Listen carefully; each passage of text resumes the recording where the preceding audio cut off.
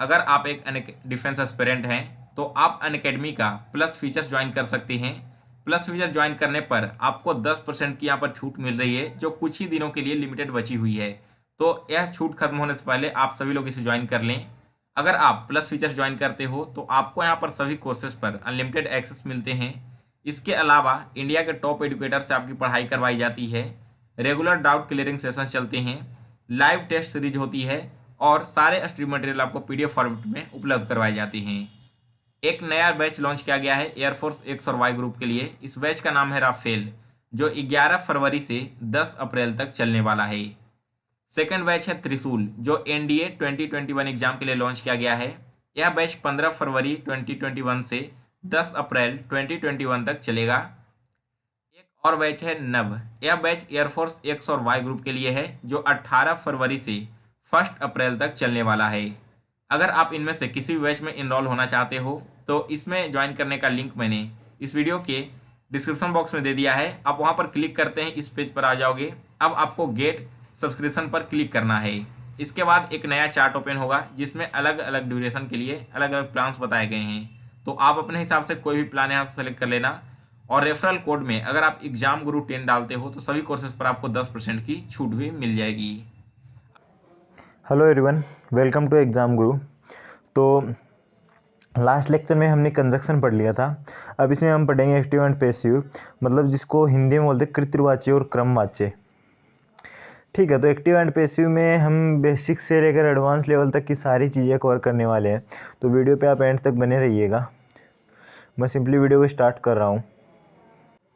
अब जो वॉइस है इसको मतलब आप एक तरह से एग्जांपल से समझिए। इसमें डेफिनेशन का तो कुछ रोल इतना है नहीं।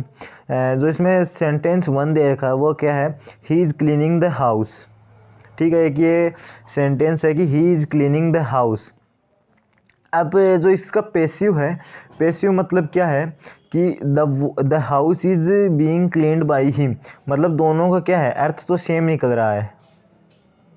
ठीक है, तो इसमें क्या है, दोनों का अर्थ क्या निकल रहा है कि मतलब जो कोई व्यक्ति है उसने घर को साफ़ किया, मतलब घर को साफ़ कर रहा है और उसने घर, मतलब जो घर है वो उसके द्वारा साफ़ किया जाता है। तो दोनों का अर्थ एक ही निकलता है। मतलब क्या होता है कि वॉइस वही होती है। एक्टिव से पैसिव में अगर हम बनाते हैं तो दोनों सेंटेंस हैं उनका बस एक तरह से उनकी जो चेंजमेंट होती है, एक तरह से उनका ऑर्डर ही चेंज होता है, बाकी उनका अर्थ सेम ही होता है। अब इसमें क्या होता है, सब्जेक्टिव एंड ऑब्जेक्टिव केस होते हैं, ये आपको याद में रखने हैं सबसे पहले तो।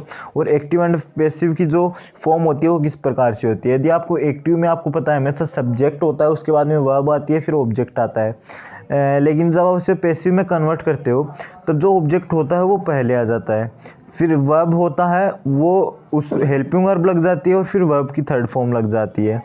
ठीक है, एंड फिर लगता है बाई, फिर सब्जेक्ट।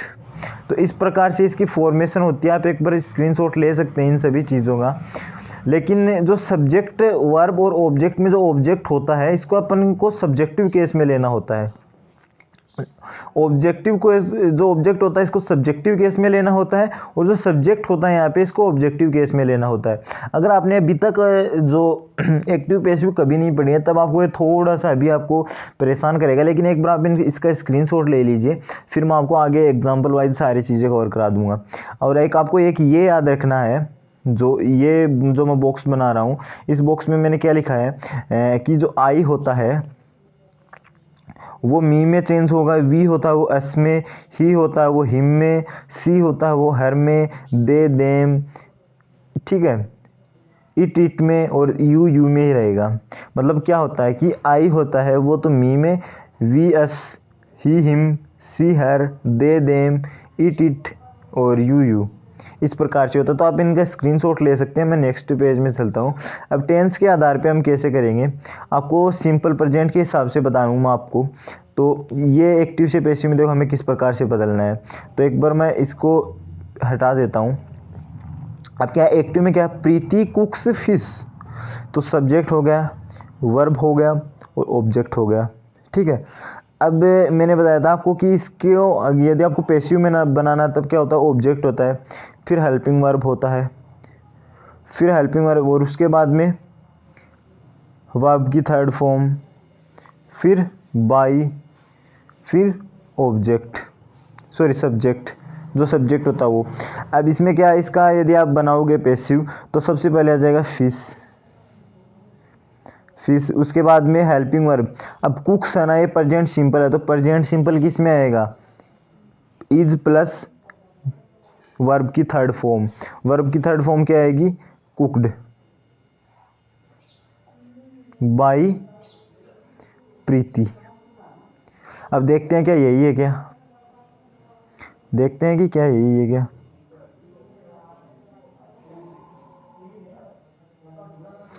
तो यहाँ पे क्या है, फिश इज कुक्ड बाय प्रीति, बिल्कुल यही लिखा हुआ है। तो इस प्रकार से आपको करना। अब जो सेकंड है वो क्या है कि सी राइट्स ए लेटर, तो सी हो गया सब्जेक्ट, राइट्स हो गया वर्ब, ए लेटर हो गया ऑब्जेक्ट। तो a letter is written by her, a letter is written by her, इस प्रकार से हो गया। तो सिंपल प्रेजेंट हो गया। प्रेजेंट कंटिन्यूअस क्या है, we are watching a movie, तो सब्जेक्ट हेल्पिंग वर्ब हो गया और वर्ब हो गया, एंड ये हो गया ऑब्जेक्ट। तो ये ऑब्जेक्ट है, ऑब्जेक्ट को आपको सबसे पहले लिख देना। तो ए मूवी, जो आर होता है मतलब जो प्रेजेंट कंटिन्यूअस होता है उसको आपको किस में करना, प्रेजेंट कंटिन्यूअस प्लस बीइंग। तो इज आ रहा है तो इज प्लस बीइंग, फिर वॉच्ड वर्ब की third form by S. The golden boy is singing a song, तो a song is being sung by a golden boy, इस प्रकार से। नेक्स्ट आता है प्रेजेंट परफेक्ट। प्रेजेंट परफेक्ट में क्या होता है, हैज हैव आता है। यदि आपको इसको पैसिव में बनाना है तब आपको बीन जोड़ देना है, हैज बीन हैव बीन। मतलब she has killed a bird, तो a bird has been killed by her. सी हो गया सब्जेक्ट, हैज हो गया हेल्पिंग वर्ब, किल्ड हो गया वर्ब, एंड ए बर्ड हो गया ऑब्जेक्ट। तो ऑब्जेक्ट सबसे पहले आ जाएगा, a bird has been killed by her. Rajat हो गया सब्जेक्ट, हेल्पिंग वर्ब, वर्ब, ऑब्जेक्ट। तो a solitary lass has been proposed by Rajat, इस प्रकार से। अब एक इसमें जो पूरा याद करने का आपका तरीका है कि यदि आपको एक्टिव में वी वर्ब की फर्स्ट फॉर्म दिखती है तब पैसिव में आपको क्या करना है, इज आ रहा है, मतलब प्रेजेंट सिंपल है वो आपको प्रेजेंट कंटिन्यूअस में चेंज करना है। और यदि आपको प्रेजेंट कंटिन्यूअस दिखता है तो present continuous plus being, and present perfect दिखता है आपको हैज हैव, तो हैज बीन लग जाता है। इसी प्रकार से यदि आपको वर्ब की सेकंड फॉर्म यानी पास्ट सिंपल दिखता है तब आपको पास्ट कंटिन्यूअस यानी वाज वर्ब में पास्ट कंटिन्यूअस दिखता है तो पास्ट कंटिन्यूअस प्लस बीइंग। यदि आपको पास्ट परफेक्ट दिखता है तो पास्ट परफेक्ट कंटिन्यूअस यानी बीन लगा देना है। यदि आपको कुछ भी मॉडल्स दिख जाते हैं, मॉडल्स के बाद में आपको क्या लगा देना है, बी लगा देना है। क्या लगा देना है, बी लगा देना है। एंड यदि आपको मॉडल्स उसके बाद में हैव दिख जाता है तब आपको बीन लगा देना है। तो इस प्रकार से आपको कुछ चीज़ें आपको याद रखनी है, तब आप इसका स्क्रीनशॉट ले लीजिए ये किस प्रकार से होते हैं, ठीक है। अब इंटरोगेटिव सेंटेंस की बात आती है, ठीक है। तो इंट्रोगेटिव सेंटेंस में एक्टिव एंड पैसिव किस प्रकार से बनते हैं, तो इनका दो टाइप्स होता है, एक तो होता है यस नो क्वेश्चंस होता है, एक डब्ल्यू एच क्वेश्चंस होता है।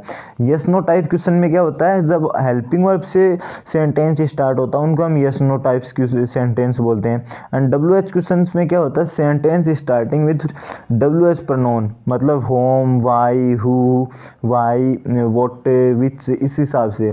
तो यस नो टाइप्स में तो क्या होता है, हेल्पिंग वर्ब से होता है। डब्ल्यू एच में क्या होता है, डब्ल्यू एच वर्ड से स्टार्ट होता है, ओके। अब डू डज में क्या होता है, जब है अपन सबसे पहले किसकी बात करेंगे, यस नो वालों की। तो यस नो वालों में सबसे पहले क्या होता है, डू डज का देखते हैं अपन। तो स्ट्रक्चर कुछ इस प्रकार से होगा कि एक्टिव किस हिसाब से होगा, डू और डज होगा इनमें से कोई एक, फिर सब्जेक्ट, फिर वर्ब की फर्स्ट फॉर्म, फिर ऑब्जेक्ट। क्या होगा, डू डज, फिर सब्जेक्ट, वर्ब की फर्स्ट फॉर्म, ऑब्जेक्ट। तो इसमें क्या होगा, is are am, do does को इज आर एम में चेंज करते हैं, आपने अभी देखा है। फिर ऑब्जेक्ट आ जाएगा ये, फिर वर्ब की फर्स्ट फॉर्म को वर्ब की थर्ड फॉर्म, फिर बाय, फिर सब्जेक्ट। जैसे do you need a book, तो डू को अपन कर देंगे, is a book needed bye you. इस हिसाब से मतलब क्या करना आपको, डू डज है इसको तो इजारा में कर देना, सब्जेक्ट है ये लास्ट में चला जाएगा, ऑब्जेक्ट पहले आ जाएगा, वर्ब की फर्स्ट फॉर्म वर्ब की थर्ड फॉर्म में चला जाएगा, बाई बीच में आ जाएगा। ठीक है, समझ गए होंगे आप। ये डू डज है ये इजारा में चला जाएगा, ऑब्जेक्ट है ये यहाँ पे आ जाएगा ऑब्जेक्ट, फिर वर्ब की थर्ड फॉर्म है ये वर्ब की फर्स्ट फॉर्म वर्ब की थर्ड फॉर्म में, और फिर बाई प्लस सब्जेक्ट, इस हिसाब से होगा। तो एक ये जो स्ट्रक्चर है आपको याद करनी है। बाकी डिड की स्ट्रक्चर भी अपन देख लेते हैं। उसमें क्या है, एक्टिव में डिड आता है सबसे पहले, फिर सब्जेक्ट वर्ब की फर्स्ट फॉर्म ऑब्जेक्ट, बस इसमें वाज वर लग जाता है, बाकी सेम वो का वो सिस्टम है। इसमें जो एक्टिव का सेंटेंस है वो अपन देखें तो एग्जांपल क्या है, did he eat a mango, तो डिड को अपन कर देंगे was a mango eaten by him. Normal सी चीज़ें हैं, ठीक है। बस आपको बेसिक से चीज़ें क्या होनी चाहिए कि डिड होता है वो वाजवर में चेंज होता है, डिड होता है वो वाजवर में चेंज होता है, इस हिसाब से। हैज़ हैव हैड क्या होता है, जब स्टार्टिंग में आपको हैज़ हैव हैड दिख जाता है तो हैज़ हैव हैड को आपको हैज़ हैव हैड ही रहने देना है, फिर ऑब्जेक्ट आ जाएगा, एंड आपको होता है हैज़ हैव और हैड किस में लग जाते हैं, उसके बाद में हैज़ हैव हैड के बाद में बीन लग जाता है, बीन लग जाता है, तो इसमें बीन लगा देना है, फिर आपको हैज़ हैव हैड तो रहेगा ही, फिर ऑब्जेक्ट आ जाएगा यहाँ पे, फिर बीन आ जाएगा, फिर वर्ब की थर्ड फॉर्म बाय सब्जेक्ट।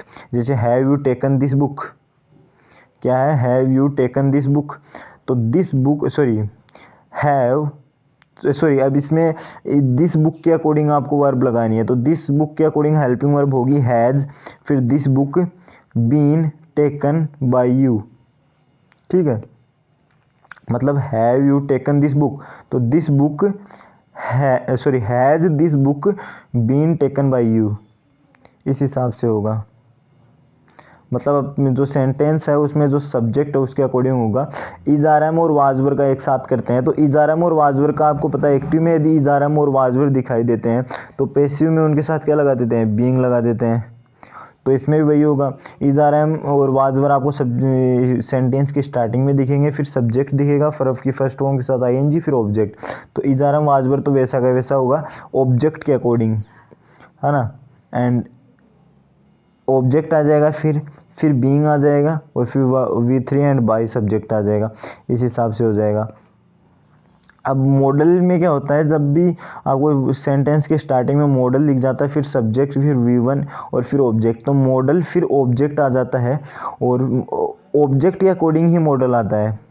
ठीक है, मॉडल फिर ऑब्जेक्ट फिर बी आता है, क्योंकि मॉडल के बाद में आपको होता है मॉडल की पैसिव बना देते वक्त मॉडल के आगे बी लग जाता है, फिर बाई सब्जेक्ट हो जाता है। Can you control this mob, तो can this mob be controlled by you.